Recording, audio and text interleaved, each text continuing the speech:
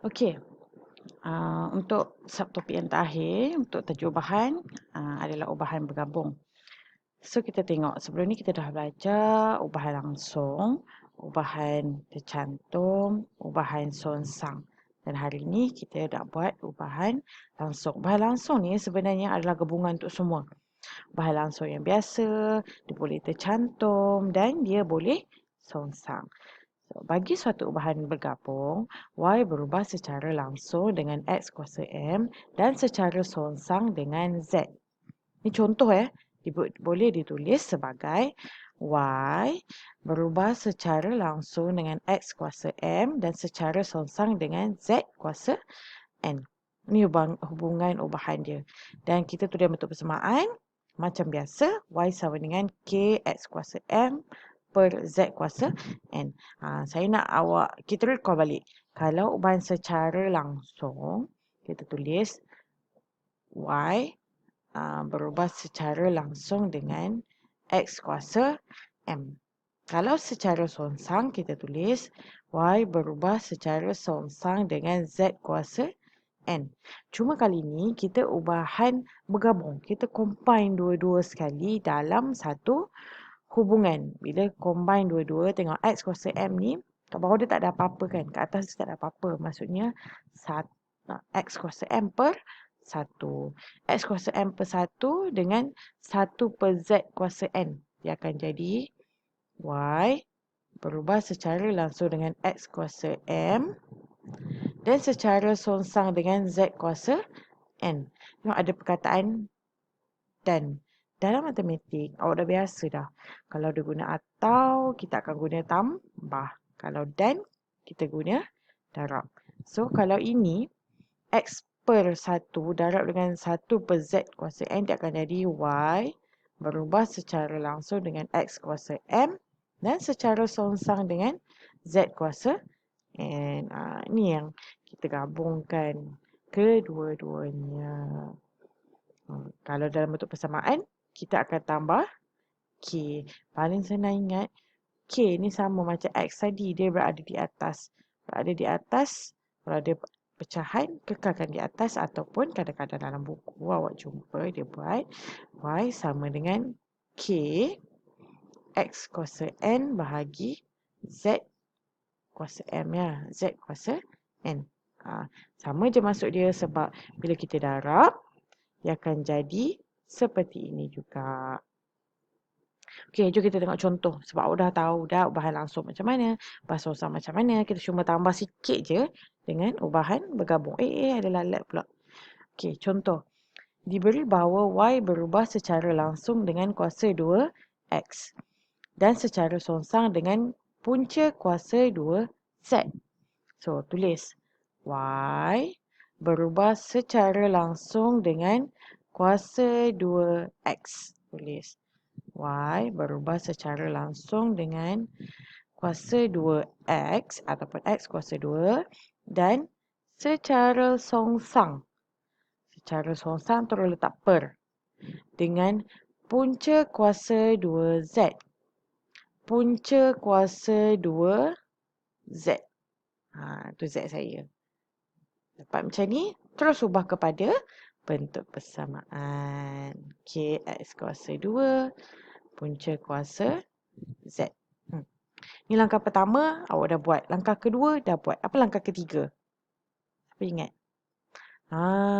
Cari nilai K. So, macam mana nak cari nilai K? Soalan mesti bagi. Bila Y sama dengan 8, kat sini. So, kita buat kat sebelah. Y sama dengan 8. K tak tahu. X kuasa 2. X sama dengan 4. Jadi kita buat 4 kuasa 2. Punca kuasa Z. Punca kuasa Z dia bagi 36. So letak 36. Daripada sini awak boleh selesaikan. Nak selesaikan terus pakai kalkulator pun boleh. 4 kuasa 2 dapat 16. Punca kuasa 36 dapat 6. So, 8 darab 6 sama dengan K darab 16. Jadi, K sama dengan 8 darab 6 per 16. Jadi, Daripada sini awak akan dapat K sama dengan 3. Dapat K sama dengan 3. Apa nak buat? Masukkan balik dalam ni. Persamaan. Y sama dengan 3X kuasa 2 per punca Z. Selesai. Langkah dia sama je kan? Buat persamaan ubahan. Lepas tu buat dalam bentuk persamaan. Mula-mula buat hubungan ubahan. Persamaan. Kemudian masukkan nilai yang diberi untuk cari nilai K. Dah dapat nilai K. Masukkan semula nilai K dalam persamaan. Okey, contoh 23. Jadual di bawah menunjukkan hubungan antara P, Q dan R. Diberi P. Dia dah bagi dah P. Terus tulis P. P berubah secara langsung. Langsung dengan kuasa 3Q. Kuasa 3Q dan secara songsang. Terus pak kat bawah. Songsang dia terus garis bawah. Dengan R. Ingat, bila songsang je terus letak per kat bawah. Kemudian langkah kedua ubahkan. Ini awak dah pandai dah. Per R. Siapa nak buat? Cari nilai K. So, kita ada PQR hubungan dia secara menegak. So, yang mana ni ada A, B, C. Lajur yang mana boleh bantu awak dapat nilai K? Kita ada P, Q dengan R. Nak cari K. Ya, yang A. Yang ni, lajur yang pertama. Gunakan masuk nilai P4. So, 4 sama dengan K. Q awak adalah 2. Jadi, 2 kuasa 3 bahagi R awak 0.6. Selesaikan awak dapat 4 darab 0.6 bahagi 2 kuasa 3. Awak dapat nilai K. So, K awak adalah 23. Berapa K? 0.3. Dapat 0.3. Masukkan balik dalam persamaan. P sama dengan 0.3 Q kuasa 3 bahagi R. Okey, ada orang tanya, cikgu, boleh tak kalau, salah tak kalau saya letak P kecil, Q kecil, R kecil? Okey, dalam kes ni, bila awak tengok soalan dia dah bagi tahu dah nak guna huruf apa, kecil ke, besar ke, ikut saja, jangan tukar. Jangan tukar supaya awak tak keliru yang mana nilai, ikut saja. Okey, dah selesai dapat ni.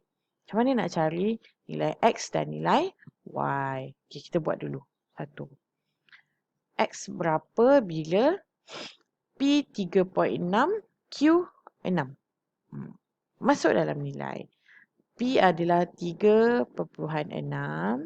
0.3. Q kita adalah 6. Jadi 6 kuasa 3 bahagi R tak ada. R kita adalah X. Masukkan X. Selesaikan, awak akan dapat 3.6 sama dengan... Macam mana nak selesaikan yang ni dulu? Pakai kalkulator saja. Pakai kalkulator, awak akan dapat nilai nanti. Saya masukkan kalkulator 0.3 darab 6 kuasa 3. Awak dapat 64.8. 64.8 bahagi X. Dalam kes ni macam mana nak cari X? Biasa kan letak per 1. Sebab awak tahu maksud dia kita boleh darab silang. Jadi 6X sama dengan 64.8 darab 1 tak payah tulis lah. So dapat X sama dengan 18. Selesai X. Dah habis X, kita cari Y pula. Y yang ni. So tengok hubungan yang menegak ni. So P, tengok persamaan yang sama P 0.081. Sama dengan 0.3. Q awak adalah Y. Y kuasa 3. Dan R awak adalah 2.7. 2.7. Macam ni nak selesai? Saya tahu ramai pelajar lemah kat sini. Cikgu, macam mana nak cari Y? Tahu masuk nilai tu tak tahu buat apa. Okey, paling ringkas je kita darab silang. Ni ada per 1 darabkan silang. So, dapat 2.7, 0.081 sama dengan 1 darab apa-apa. Tak payah, tak ada bezalah. 0.3 Y kuasa 3. Perpuluhan jangan lupa. So, guna kalkulator, awak dapat berapa? Dapat apa? Bila darab 2.7, awak dapat 2.7 darab 0.081. Awak dapat 0.2187 sama dengan 0.3 Y kuasa 3. So, kita nak Y kuasa 3 je. Pindahkan yang lain. So, Y kuasa 3 sama dengan yang ni. Macam mana? Ya, bahagi. Bila bahagi awak dapat 0.729. Kita nak Y bukan Y kuasa 3. So, kuasa 3 pindahkan jadi punca kuasa 3. 0.729 dapat Y. Macam mana nak dapatkan punca kuasa 3 kalau guna kalkulator? Okey. Kalau awak ada kalkulator, okey, cari punca kuasa 3. Ada warna kuning. Warna kuning dekat atas punca kuasa 2 ni. Atas tu warna kuning punca kuasa 3. Kalau warna kuning, maksudnya awak kena tekan shift dulu. Tekan shift, tekan punca kuasa 2. Awak tengok dia keluar punca kuasa 3. Masukkan 0.729. Awak dapat 0.9.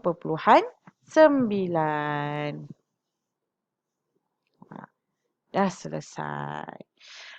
Jadi awak kena hati-hati. Kalau guna kalkulator pun kena ada ilmu juga. Guna yang betul. Macam mana nak buat. Kalau tak tahu kira secara manual. So, kita tengok soalan terakhir. Bagaimanakah menyelesaikan masalah yang melibatkan ubahan bergabung? Okey, penyelesaian masalah. Jangan risau. Soalan ni senang. Baca je soalan. Jangan tengok unit. Hanya tengok apa pemboleh ubah yang dia bagi. So, tengok. Ada banyak P, N, M, -2. Kita nak tengok yang mana? Soalan kata tekanan P. Ambil P saja. Pada roda kereta sorong berubah secara langsung. Jadi kita akan tulis P berubah secara langsung dengan jisim kereta sorong M kilogram. Kilogram tak payah ambil. Kita ambil M je. Saya ulang, unit tak perlu. Dan secara songsang. Songsang letak per dengan luas permukaan sentuhan roda dengan tanah LM kuasa 2. So, tak payah ambil M kuasa 2. Ambil L saja. Dah dapat ini, tak payah tengok lagi apa-apa. Boleh terus buat KM per L. Awak dah tahu dah. Kalau ada saja pemalar K ni, kita kena cari nilai pemalar. Macam mana nak cari? Sebab tu penting baca maklumat. Tengok. Diberi bahawa tekanan roda ialah 45,000. Tekanan roda tu apa? P. Sebab dia kata tekanan P. So, masukkan 45,000 sama dengan K kekal K sebab kita nak cari K. Apabila jisim kereta sorong ialah 90 kilogram. Darab 90. M adalah jisim dan L adalah luas. Dan luas permukaan sentuhan roda dengan tanah ialah 0.02. 0.02. Selesaikan, awak akan tulis 45,000 darab 0.02 bahagi 90 dapat nilai K. So, guna kalkulator, K awak adalah 10. Dia dapat K, masukkan dalam nilai persamaan. P sama dengan 10 M per L. Yang ni penting. Baru kita boleh jawab soalan A. Hitung nilai P apabila M sama dengan 120 dan L sama dengan 0.5. So, P berapa bila dia bagi M 120, L 0.5. So, P sama dengan, guna kalkulator dapat 2400. 2400 Newton meter per segi. So, kalau tak tahu unit, tak payah tulis unit. Sebab nanti salah. Tulis unit yang salah, jawapan awak jadi salah. Kalau masuk ke atas 2 lah. Kalau ke atas 1, tak ada masalah. So, untuk B. B ni tak perlu kira-kira. Apakah yang boleh dilakukan supaya tekanan pada roda berkurang jika jisim kereta sorong adalah tetap? Maksudnya, jisim kereta sorong tak berubah. Tapi tekanan tu kita nak kurangkan tekanan. So, daripada sinilah awak kena faham dengan persamaan. P sama dengan 10 M bahagi L. Okey, ni jisim. Jisim tak payah tengok sebab dia kata jisim tetap kan. So, ini tekanan, yang ni adalah luas. Macam mana kita nak rendahkan nilai tekanan? Nak bagi nilai tekanan ni rendah. Nilai L ni kena tambah ke kena kurang? Sebab dia L di bawah, dia songsang. Kita kena tambah nilai luas. Bila nilai luas bertambah, tekanan akan berkurang. Jadi dalam kes kereta sorong ni, macam mana kita nak tambah luas permukaan kereta sorong dengan tanah? Sebab soalan L adalah permukaan sentuhan roda. Apa nak buat? Macam mana nak luaskan permukaan sentuhan roda dengan tanah? Betul. Kita kena cari roda yang lebih lebar. Maksudnya guna roda yang lebih lebar. Sebab untuk menambah keluasan permukaan sentuhan roda. Kalau soalan kata nak tambah tekanan. Kalau tambah tekanan, kita akan kurangkan nilai luas permukaan. Maksudnya kena cari roda lagi kecil. Lagi kecil saiz roda, tekanan semakin tinggi. Okey, paling senang lah. Okey, awak bayangkan awak kat tepi pantai. Seorang pakai slipper, seorang pakai kasut tinggi. Siapa yang akan tenggelam bila pijak kat pasir? Kalau slipper ni macam ni kan, slipper. Kalau kasut tumit tinggi, macam mana kasut tumit tinggi macam tu. Berkurang lah kasut tumit tinggi kan. Yang ni tajam. Siapa pakai slipper, dia takkan tenggelam. Susah nak tenggelam. Dia bentuk sikit je.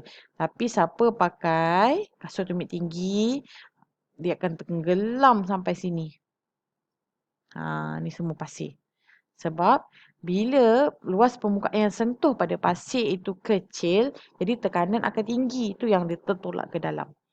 Tapi kalau luas permukaannya besar, pakai slipper, jadi dia akan kekal di atas. Susah sikit nak tenggelam. Macam itulah, samalah hubungannya. Cuma kalau kursi roda, awak tak nampak yang dia tenggelam ke tak kan? Tapi kalau pasir, awak nampak. Okey, itu saja untuk tajuk ubahan bergabung. Jadi buat latihan buku kerja muka surat 14 hingga muka surat 18, soalan 18 hingga soalan terakhir sudut kebat. So kalau ada apa-apa soalan boleh tanya saya. Okay, bye.